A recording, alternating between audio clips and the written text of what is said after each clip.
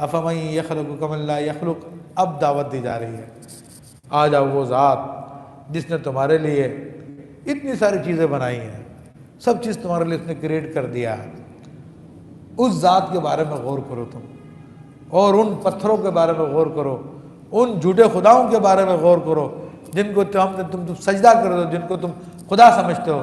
کیا انہوں نے کسی چیز کو پیدا کیا؟ کیا انہوں نے آسمانوں کو بنایا؟ کیا انہوں نے زمین کو بنایا؟ کیا انہوں نے جانور پیدا کیے؟ بلکہ اس کا تو چیلنج ہے کہ تم ایک مکھی بنا کے لے آؤ، مکھی تک نہیں بنا سکتے، تو کیا جو پیدا کرنے والا، جو خالق و مالک ہے، کیا اس کے برابر وہ ہو سکتا ہے جو کچھ بھی پیدا نہیں کر سکتا؟ یہی آیت تقاضا کر رہی ہے، اس میں کوئی تفصیل کی ضرورت نہیں ہے، بہت موٹی بات ہے، ہر عقل مند کو سمجھ میں آ جائے گی، جس کے اندر ذرا سی بھی عقل ہوگی وہ کہہ اٹھے گا بلا شبہ جو خالق ہے وہ خالق ہے، اس کے بغیر اس کے برابر کوئی بھی نہیں ہو سکتا۔ تو فرما رہا افلا تذکرون، تو کیا تم نصیحت نہیں مانتے؟ پھر بھی تم خدا کے وجود کا انکار کرو گے، پھر بھی اس کے ساتھ تم شریک کرو گے، کیوں نہیں نصیحت پکڑتے تم؟ فرماتا ہے وَإِن تَعُدُّوا نِعْمَةَ اللَّهِ لَا تُحْصُوهَا، اور اگر تم اللہ کی نعمتیں گنو تو شمار نہ کر سکو گے۔ تو یہ جو بیان کیے یہ تو ہیں، لیکن ایک ایک نعمت کے اندر کروڑوں نعمتیں ہیں، اور اس کی ایک نعمت کو بھی ہم شمار نہیں کر سکتے۔ اس کے بعد فرماتا ان اللہ لغفور رحیم، اور بے شک اللہ بخشنے والا مہربان ہے۔ مراد یہ ہے کہ اس کی جو اصل میں طبیعت دو تین قسم کی ہوتی ہیں۔ ایک طبیعت وہ ہوتی ہے جو پیار و محبت سے مان جاتی ہے، اس پہ احسان کیا جائے تو اس کا سر جھک جاتا ہے، اور ساری زندگی آپ کے احسان کی وجہ سے وہ آپ کے سامنے سر نہیں اٹھاتا، تو ان کو نعمتیں بتائی گئی، دیکھو کتنی نعمتیں کی اللہ نے۔ تو کفار میں بھی ایسے لوگ ہوتے ہیں جو نعمتوں کو جانتے ہیں، مانتے ہیں، تو اگر وہ جب سنیں گے یہ باتیں تو وہ کہیں گے بے شک ہمارا رب واحد ہے، اور وہ اسلام لے آئیں گے، وہ مسلمان ہو جائیں گے۔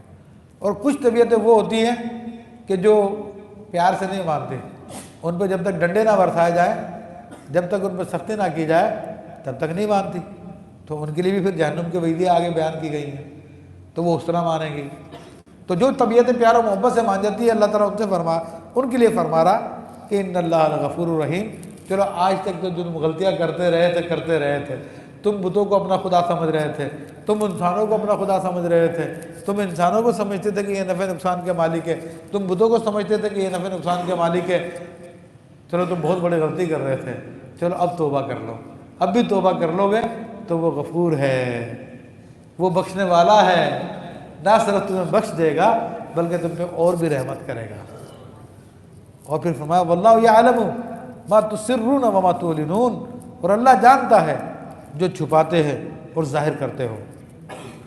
تو ہمارے دلوں میں کیا ہے وہ بھی جانتا ہے، ہم لوگوں کے سامنے کیا پریزنٹ کر رہے ہیں، کیا دکھانے کی کوشش کر رہے ہیں، وہ بھی جانتا ہے، تو اس سے کچھ بھی نہیں چھپا ہوا۔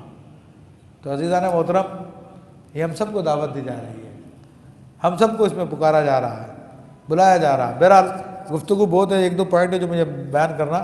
والذین تدعون من دون اللہ لا یخلقون شیئا وهم یخلقون، اور اللہ کے سوا جن کو تم پوجتے ہو وہ کچھ بھی نہیں بناتے، وهم یخلقون، اور وہ خود بنائے جاتے ہیں۔